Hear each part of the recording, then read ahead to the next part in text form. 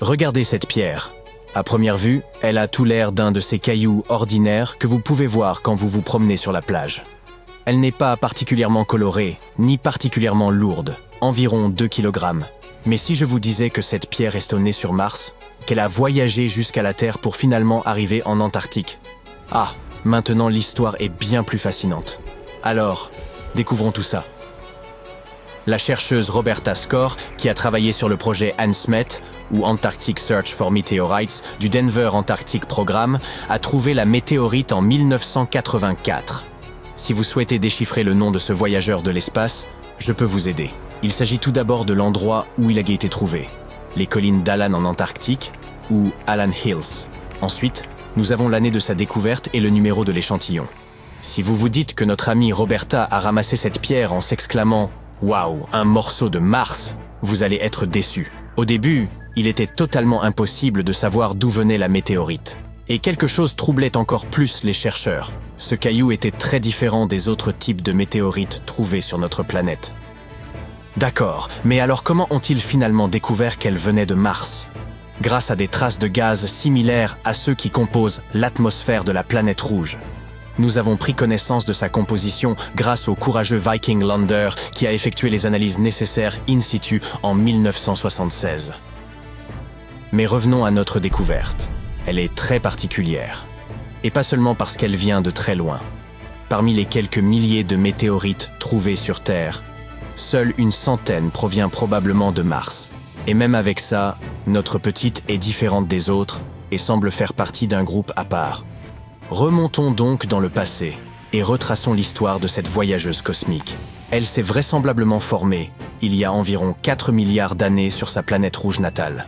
Un jour, qui n'était pourtant pas très différent des autres, la vie de ce paisible caillou s'est trouvée bouleversée. Un impact météorique l'a catapulté dans l'espace, et notre pierre a commencé son voyage de petit astéroïde.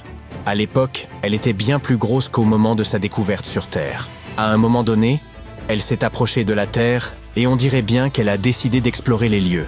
C'est ainsi qu'il y a 13 000 ans, ALH a terminé son voyage spatial en entrant en collision avec notre planète.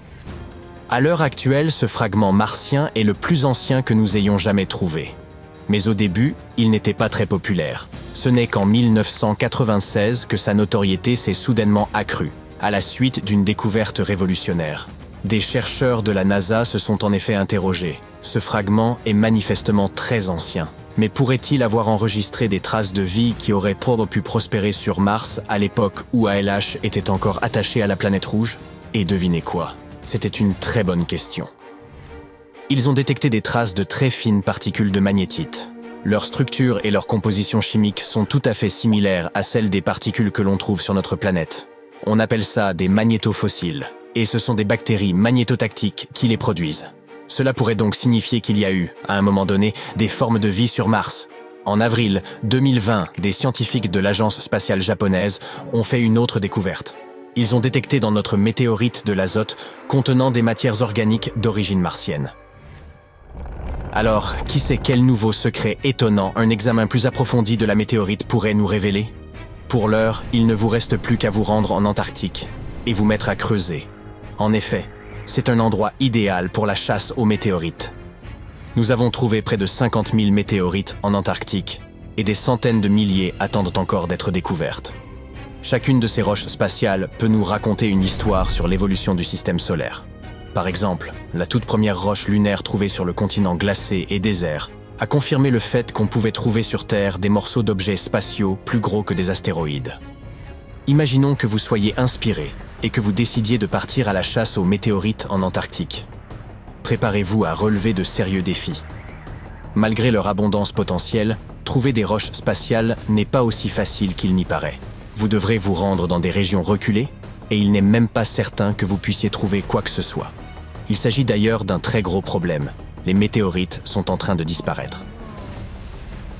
Actuellement, les scientifiques trouvent environ 1000 météorites par an en Antarctique. Mais selon une nouvelle étude, environ 5000 météorites disparaîtraient chaque année. En cause, la hausse des températures. Inquiets, les chercheurs ont créé un modèle capable de les aider à déterminer où ces météorites sont susceptibles de remonter à la surface. Ce modèle est assez complexe, car il prend en compte la couverture neigeuse, la température de surface, la vitesse d'écoulement de la glace et même l'inclinaison du terrain. Les scientifiques ont ensuite effectué des simulations dans le cadre de différents scénarios de réchauffement. Et il s'est avéré que les météorites s'enfonçaient effectivement à mesure que les températures augmentaient. La surprise des chercheurs est évidente. Ils ne s'attendaient pas à ce que le changement climatique affecte autant leur travail. Même si ces régions sont en dessous du point de congélation, notre mode de vie participe à la destruction d'une archive cruciale du système solaire. Mais revenons à votre chasse aux météorites. Si vous voulez augmenter vos chances d'en trouver une, rendez-vous au pied des montagnes où la glace, qui s'écoule habituellement vers le bas, est forcée de remonter. Et n'oubliez pas d'emporter votre coupe-vent. Dans ces endroits, des vents puissants balaient la neige en exposant une glace bleu vif. Au lieu de fondre, cette glace ancienne peut directement se transformer en vapeur d'eau. Et c'est ainsi que l'on peut découvrir des météorites qui, autrement, resteraient cachées. Mais il faut se dépêcher. Les météorites à la surface disparaissent rapidement.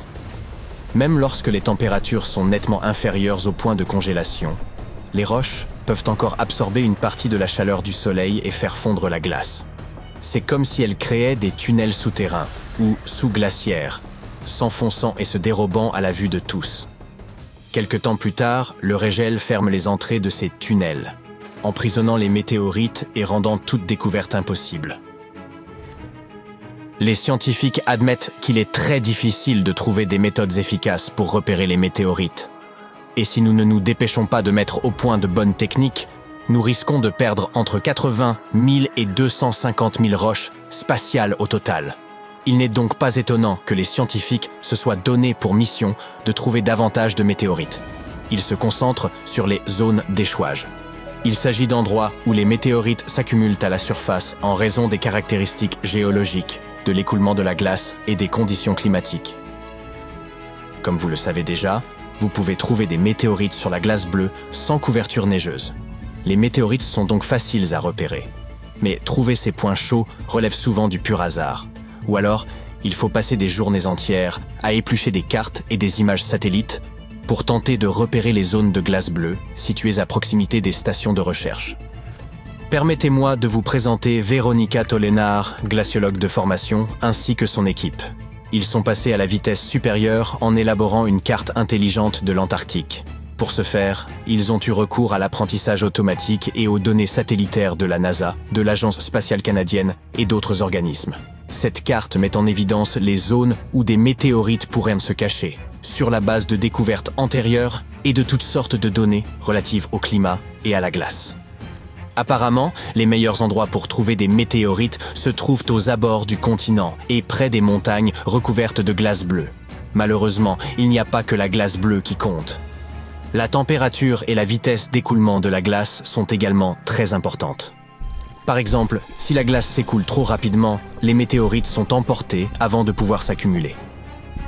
Si vous voulez trouver une météorite, il vous faut donc des conditions très précises. La température de surface doit rester inférieure à moins 9 degrés Celsius presque tout le temps. Sinon, les météorites coulent. Vous pouvez commencer à chercher près des collines d'Alan. Oui, c'est là que notre amie ALH a été découverte.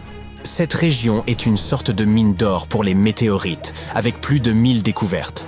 Mais il y a des endroits encore plus prometteurs, comme les montagnes de Fimbulaimen, où personne n'a encore fait de recherche. Vous serez peut-être le premier. Quoi qu'il en soit, grâce à cette nouvelle carte, les chercheurs ont mis au point un classement des meilleurs endroits pour la chasse aux météorites, ce qui permettra de mieux cibler les futures sorties sur le terrain. Et comme de nombreuses régions de glace bleue sont encore inexplorées, il y a des tonnes de météorites qui n'attendent que vous pour être découvertes. Alors, qu'attendez-vous ?